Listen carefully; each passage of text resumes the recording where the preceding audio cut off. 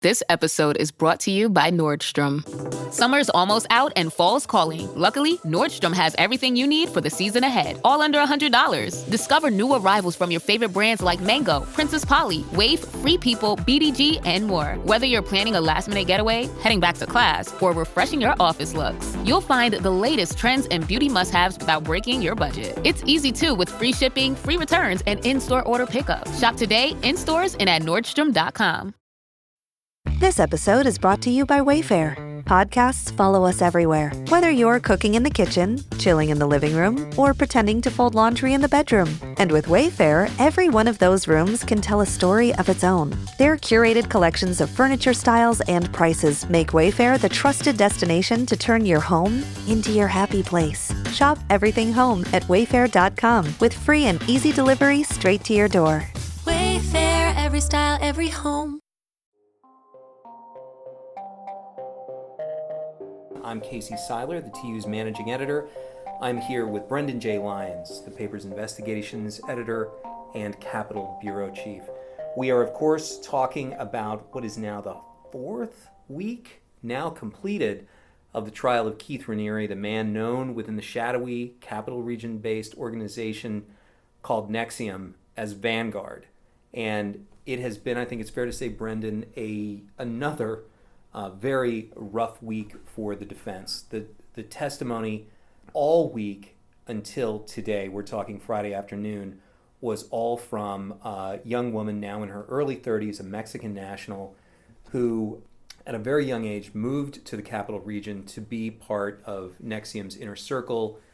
And what followed, as she is laid out, was a relationship with Keith Raniere that very quickly became sexual, just days after her 18th birthday, and then years in which she was one of his many obedient female functionaries, including completing hacking assignments for him, and then things turned.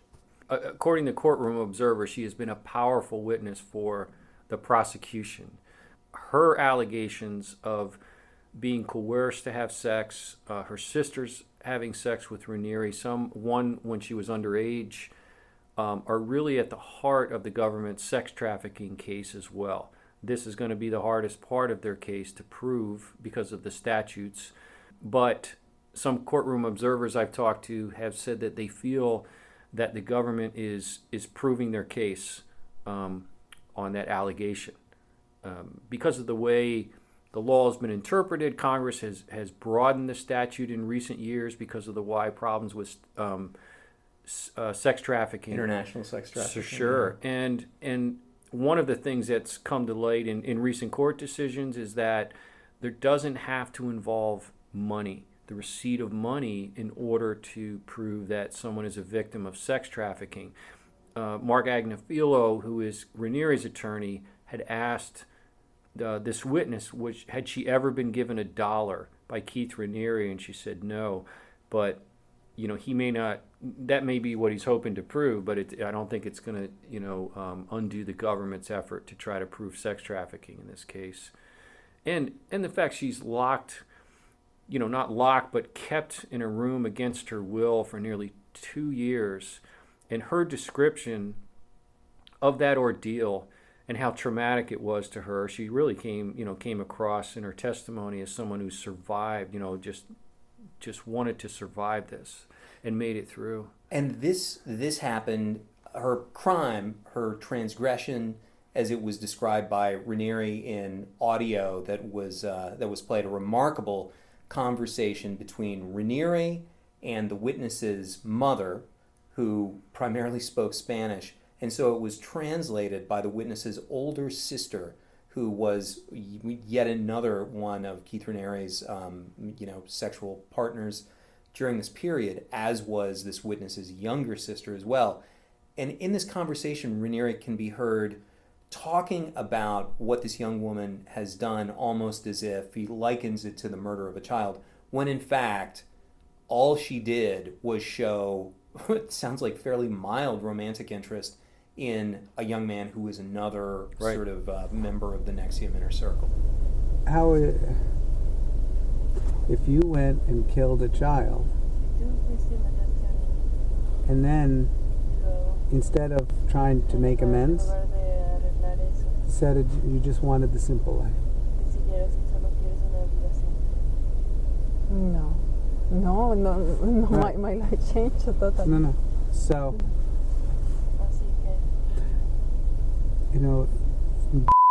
needs to understand that until the things are fixed, it's not okay. It's not like also going back to Mexico and then that's a whole new life and everything's fine. Yeah, Ben Myers, who has been their IT person for many years and has now had a long relationship with Nancy Salzman's other daughter, Michelle Salzman, who is not a co-defendant in this case. I recall Ben Myers and Michelle Salzman were at the U.S. District Courthouse in Albany when Nancy Salzman and her daughter Lauren were brought in for their arraignment last year.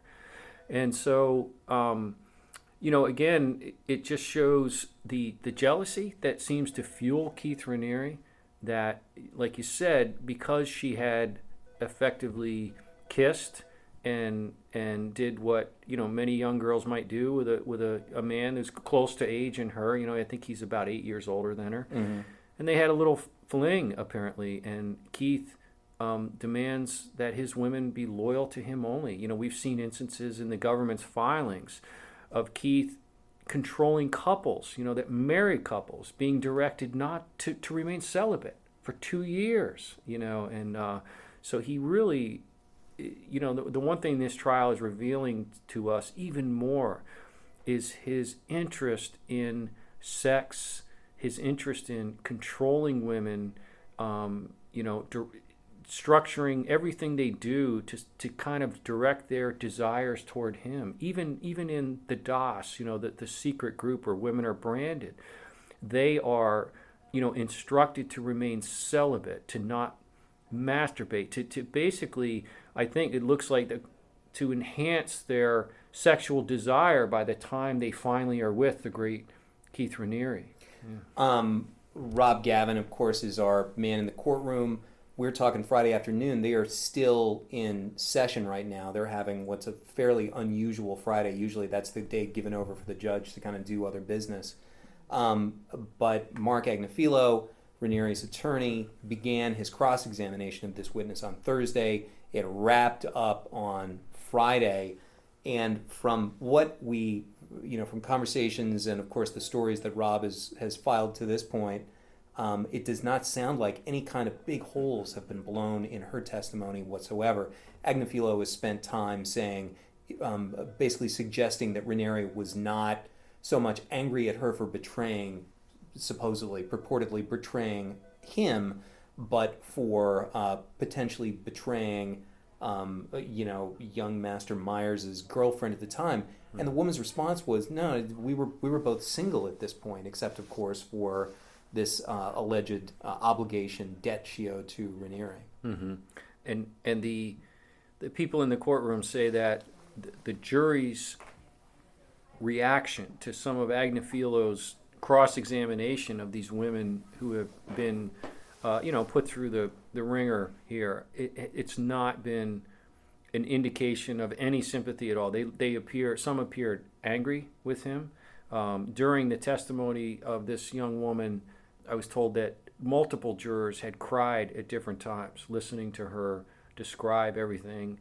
One woman was affected by her reading of emails that Keith had sent her, these thousands of emails that were so controlling of her, and there seemed to be one female juror who reacted very strongly to that. You never know what is in the background of some of these jurors and how they might be personally affected by some of these things. The judge himself, at one point, an observer said, seemed to be a little overcome emotionally. He removed his glasses, rubbed his eyes as the woman's testimony became very gripping.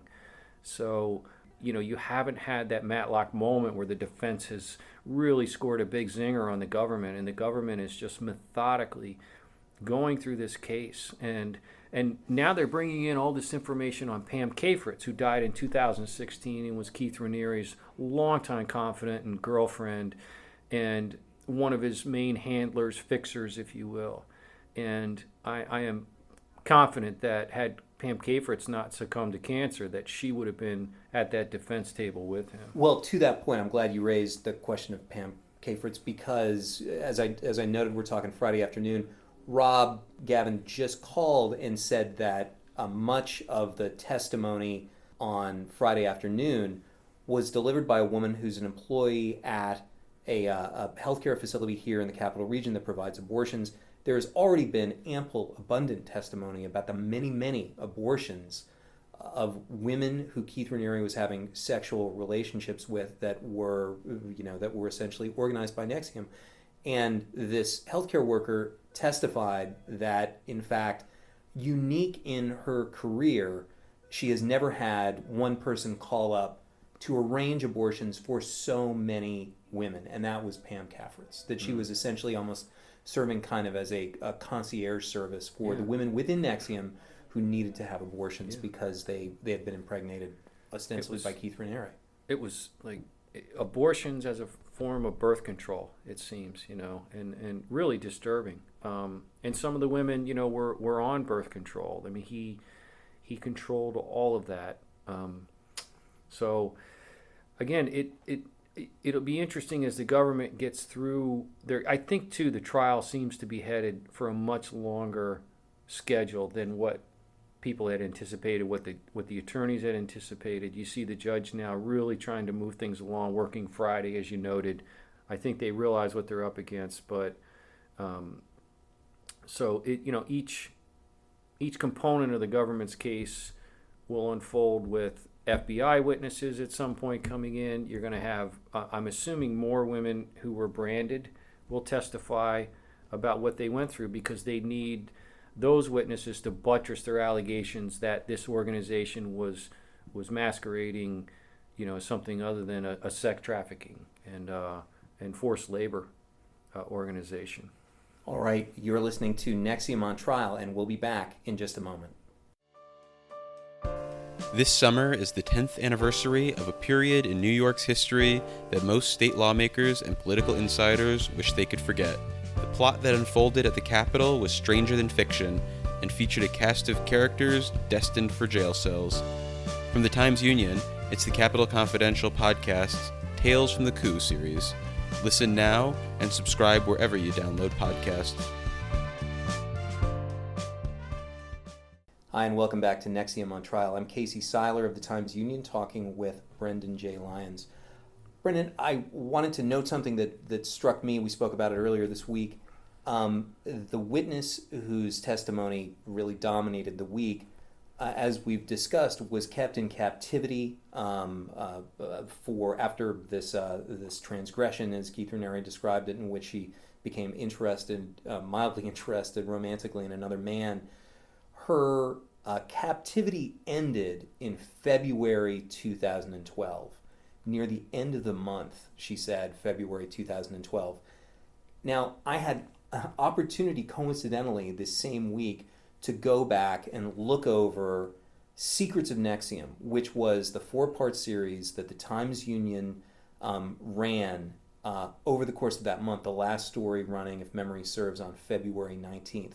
It was outstanding work by Jim O'Dotto and Jen Gish that really, for the first time, took a widescreen look at the charges or the allegations of, the cult-like behavior, the cult-like structure of NXIVM, the use of litigation as a weapon against apostates and critics of NXIVM, and really most damagingly to the organization, the allegations that Keith Raniere was having abusive, obsessive sexual relations,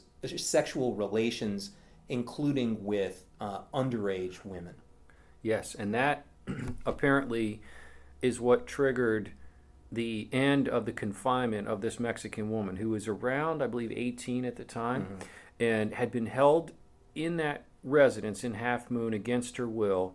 And remember, against her will in the sense that at one point she ran away and I think was living in a laundromat, has nowhere really to seek shelter, to get help, has no money, no driver's license, no visa documents, no birth certificate, and is in there at the direction of her parents as well. They are sanctioning this confinement of her, this punishment of her that goes on for months and months. So it starts in March 2010.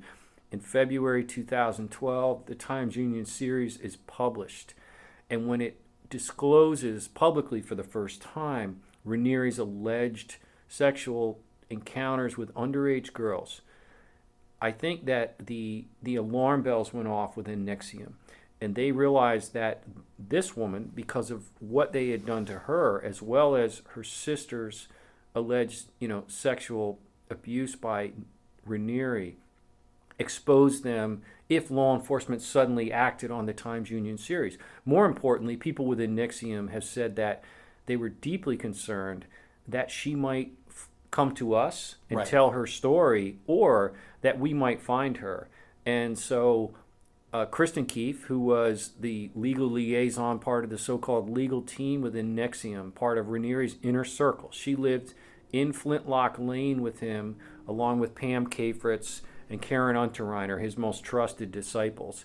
So Kristen Keith, and I believe it was this young woman's father, drove her to the Mexican border and essentially dumped her there without her papers, and kept her then, in some ways hostage down there by saying, we're not going to give you back your visa documents or anything until you continue completing your penance, which is to write, 10,000 word book reports and such.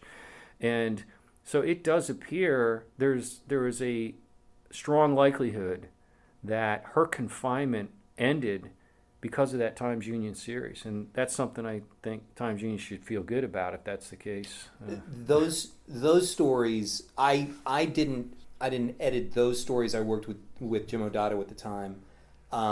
Those stories were lawyered to a fairly well, probably more than any other stories that have appeared in this paper, certainly as much as any stories that have appeared in this paper. Yeah, that was a more than year-long process, I recall. You've been through that kind of process. The Times-Union, as we've noted before, is a Hearst Corporation newspaper. We've got multiple floors of lawyers at the Hearst Tower in Manhattan, whose job it is to weigh the risks of going with a story like this, playing over every word, every piece of punctuation to see whether or not there's a potential litigation threat there. I mean, what's that process like? You've got to be able to back up everything, right? You do. You need documents, preferably court records or official police records to buttress some of the things that you may be saying. In the case of the women that we were saying had been abused by Raniere when they were underage, there were school reports, where things had been filed with a school district, or I believe there was a police report at one time. And you also get their assurance that should the subject of this story want to sue us for defamation or libel, that they would in fact testify on our behalf and say, this is truth. Part of it is you verify the information as much as you can, but you also have to feel comfortable that you believe the information and that you believe it to be true, of course. And that's a process, because NXIVM was such a litigation machine, and it was known that they would almost always sue their enemies to try to silence them, to try to punish them for exposing them. It was wise, I think, of the Times-Union to be so careful before publishing that story, which after it was published, there was not a peep from NXIVM in terms of filing any sort of claim against us. There was no demand for any correction. That story was, as they say, airtight, or those stories were, sure. And to find out just how airtight and how powerful they are, I commend everyone listening to go check them out. They are available on timesunion.com. We have a special page devoted to NXIVM. Those stories, which once again appeared as the series Secrets of NXIVM, can be found right there. They are strong work, without a doubt. All right, well, that is it for I believe the fifth episode of NXIVM on Trial. We'll be back next week. Brendan, do you think we'll end up having a seventh or eighth edition of NXIVM on Trial? I think it's very possible, Yeah. just given the pace of the trial. Here's a Lauren Salzman was on, I believe, for several days, and now this young lady has testified for almost 4 full days. And there's still just so much that the government needs to do in terms of verifying all of the evidence that it's putting in. They have dozens and dozens of exhibits that have been entered into the record, but they still have to make them part of the record by, showing where they came from, how they got them, where they seized in search warrants or in raids. And that's a process that, there's going to be points, I think, where the trial will become more meticulous in terms of the testimony. But right now, every witness the government is putting on is kind of a jaw dropper, for sure. So far, we have not heard from any expert witnesses talking about what life inside cult-like social structures is like. Nobody talking about the various ways that kind of sexual control operates, that type of thing. Is that sort of that's what you get last in these types of cases? Yeah, I think that's coming up next week. I believe that one of the witnesses is an expert on the mental anguish of being kept against your will, and also can speak to how, people, you might think, well, since you can walk out the door, you're not imprisoned and you're not brainwashed. And I think these psychiatrists, these experts who will take the stand, will in fact break that down for the jury and explain how that works and how people can be, induced to do things against their will, even if they're not being, beaten and forced. All right. Well, there's a preview of next week as NXIVM on Trial continues. Once again, this is a production of the Albany Times-Union. I'm managing editor Casey Seiler. I've been in conversation with our Investigations and Capital Bureau Chief, Brendan J. Lyons. Thanks very much for listening, and thanks again to the Times-Union's podcast whisperer, David Lombardo.